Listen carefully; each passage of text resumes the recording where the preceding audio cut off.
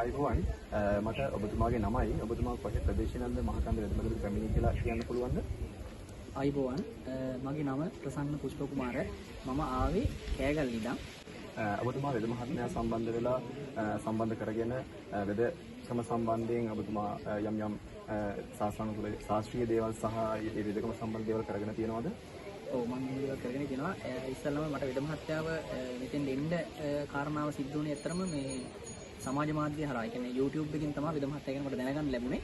ඊට පස්සේ මම එතුමාව ඒ තියෙන දුරකථන අංකයකට සම්බන්ධ වෙලා මම ආවා. ආවට පස්සේ මට තිබ්බේ අසනීප තත්ත්වය දෙක තමයි ගෑස්ට්‍රික් සහ පීනස කියන තත්ත්වය දෙක තිබ්බේ. ඊට පස්සේ එතුමා ඒකට 2018 වගේ තමයි ආවේ.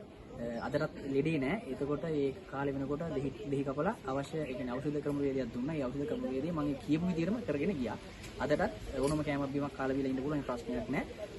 නමුත් අර ඒ ප්‍රතිපත්ති වල තියෙන නිර්මාංශ වෙන්න ඕනේ විවිධ ආගමික වතාවක් තියෙනවා. අන්න ඒ ටික මම අදටත් කරනවා. මොකද මම අර දින ගානකට විතරක් මේක හැමදාම කරුත් මේකේ වාසිය Tamanට තියෙන කියන දේ අවබෝධ කරගෙන එතුමායි කියලා දීපු ඒක විශේෂයෙන්ම නිර්මාංශ වීම ආදී ඒ කියන්නේ මත්ද්‍රව්‍ය වලින් වින්වීම ආදී තිබු කරුණු කාරණා දිගටම කරගෙන ගියා. සහ මමත් මද්ද වලටත් ඇද්ද වෙලා තිබ්බා. මට ඒ දෙහි කපලා ඒ අවශ්‍ය කාරණා විද මහත්තයාගේ තියෙන කාරණා ටික කරගෙන යද්දි ඒ කියන්නේ මට ඉබේම ඒක අපිරියක්. කියන්නේ මටම හිතා ගන්න බෑ. මට මේක මගරන එපා වුණා. එපා වෙලා ඒ විදිහට මේ තමයි මේ අද හොඳ තත්යකට ඇත්තටම ඉන්නවා. මේ කියන්නේ සමාජයේ වුණත් යන එන තැන වුණත් වැඩි කරගන්න පහසුවක් වුණා. එතුමාගේ ඒ තිබ්බ ක්‍රමවේදකේ.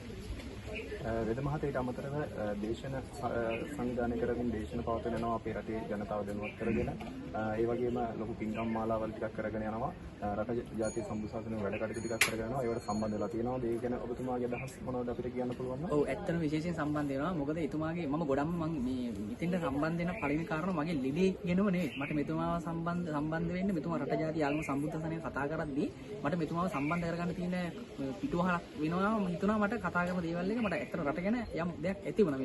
මේ මිනිස්සු අපි මිනිස්සු ඉච්චාම කරන්න ඕන දේවල් රට ජාතිය ආගමට සම්බුද්ධසනය කළ යුත්තේ කුමක්ද කියන දේ පිළිබඳව මට හිතුණා අපි මේ කරන දේ වැරදි කියලා. ඒතකොට මෙතුමා ළඟට සමීප වෙන්නේ කොහොමද බලද්දී මට අසනීප තත්ත්වෙ නිසා මෙතුමාත් එක්ක සම්බන්ධ වෙන්න පුළුවන්. මෙතුමා කරන වැඩතරන් වලට සම්බන්ධ වෙන්න පුළුවන් කියන කාරණාව මුල් කරගෙන ඊට පස්සේ ත්‍රිපිටක පූජා විශේෂයෙන්ම ත්‍රිපිටක පූජා වගේ දේවල් මෙතුමා එතකොට මෙතුමාගේ ඉන්න කාර්ය මණ්ඩලය විසින් ඒවා සමාජ මාධ්‍ය වලට දාන ඒවා ඇත්තටම බලාගෙන ඉන්නවා. ඒ වගේ දෙයක් වෙනකන්. එහෙම වෙනකොට අපි ඒකට සම්බන්ධ වෙනවා. ඒකෙදි Tamanට මේ දේ කරන දේ පිළිබඳව බොහොම Tamanට දැනෙනවා වෙනම සතුටක්. ඊට අමතරව මේක දිහා බලන් ඉන්නකොට තේරෙන්නේ පේන්නේ මේ කවුරුත් රටේ ඉන්න රජෙක්වත් නොකර මේ දේවල් කරන මේ වගේ දේවල් වලට සම්බන්ධ වෙනවා කියන්නම මහත් පිනක්. ඒ වගේම මෙතුමා වගේ පුද්ගලයන් මේ රටට අවශ්‍යයි වගේ එවැනි නායකවරු රටට අවශ්‍යයි කියන දේ ඒවත් එක්ක සම්බන්ධ වෙනකොට මට තේරුණ කාරණා. මොකද රටේ මේ අපේ සම්බුද්ධ සාසනයත් මේ රටත් මේ ජාතිය විනාශ වීගෙන යන දේ දවසින් දවස එතුමා කියපු කාරණා සියල්ල සිද්ධ වීම බව ගැන ඊට අමතරව මම තේරුම් ගන්න දේ තමයි මෙතුමා මේ කරගෙන යන වැඩ පිළිවෙලට අපි පුළුවන් තරම් අපිට පුළුවන් ඉතින් අපි අඩු ගානේ සාදුකාරයක් හරි දෙනවා නම් හොඳයි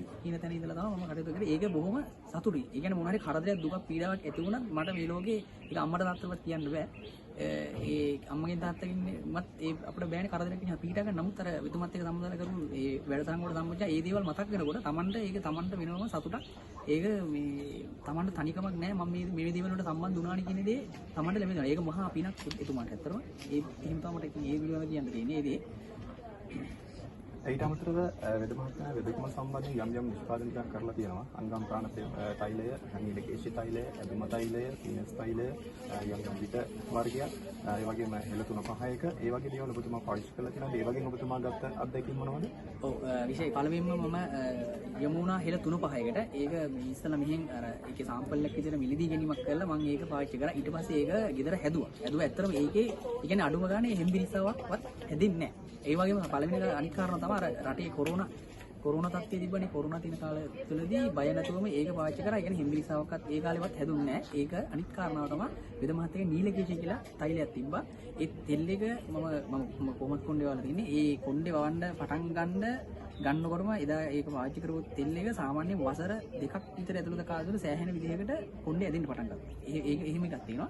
ඊට පස්සේ අනිත් දේ තමයි අංගම් ප්‍රාණ තෛලය. ඒක මම පාවිච්චි කරනවා. ඒකෙදි සාමාන්‍යයෙන් ඕන වෙලාවක දැන් අපි මොන හරි වැඩක් කරනකොට කොහේ හිර වෙනවා හරි මොන හරි වෙලා වේදනාවක් මොන හරි ආපු ගමන් ඒක ගාපුවම ශනිකව එවිලම මේ සූපත් භාවය ලැබෙනවා. ඊට අමතරව හෙළ 3-5ක සහ ඊළඟට විටේ විට එකක් පාවිච්චි කරනවා. ඒකෙදී අර දැනට විදමතින් හදන දේ තමයි මම ඒක හදාගෙන නැහැ. නම් විදමත් එකලකින් මේක හදාගන්නත් පුළුවන් කියලා වීඩියෝ එකක් පවා දාලා තියෙනවා. ඒවා බලන්න හැමදාම විදමත් වීඩියෝ බලන් ඉන්නවා. ඉතින් වෙන කණිවා ඒ වගේ දෙයක් තිබුත් ඒක කරලා බලනවා.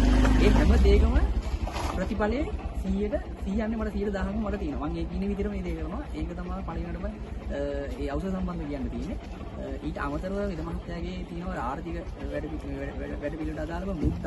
ඒ මුද්ද පාවිච්චි කිරීමෙන් සහ ආකර්ෂණයන් කියලා යම්යක් වෙනවා. ඒකෙදි ඇත්තට ඒක පෞද්ගලික මම ඒකෙන් වෙන දේවල් තව කෙනෙක්ට කියන්න සුදුසු නැහැ. නමුත් මේක මේ කියන්න උනේ ඒ කියන විදිහට යම් ඉල්ලීමක් කරනවා යම් කාරණාවක් සිද්ධ කරනවා ඒ දේ ඒ ආකාරයෙන් සාධක. ඒ කියන්නේ මම මීට වඩා බොහොම පහත් මට්ටමක තමයි බොහොම ආර්ථික පැත්තෙත් තියෙන්නේ. නමුත් මේ මුද්ද සහ ඒ ආකර්ෂණයන් නිසා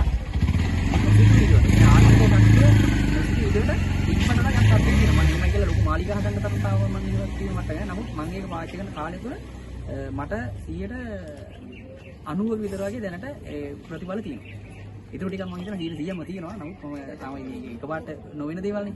දීන් ටිකට ඒක කරන් යනකොට ඒ ටික වෙනවා. ඒ වගේම අර උදෑසන වරුවේ 5:20ට පහනක් පත්තු කරන්න කියනවා. ඒ දේත් කරන් යනවා. ඒකෙදි අර වෙන වටේ පිටින් වෙන කරදර දුක් කරදර පීඩා ඒ වගේ දේවල් බොහෝ වලට විසඳුම් 100%ම ඒකෙත් තියෙනවා. ඒ ටික තමයි ඉතින් මේ සම්බන්ධව කතා කරන්න තියෙන්නේ.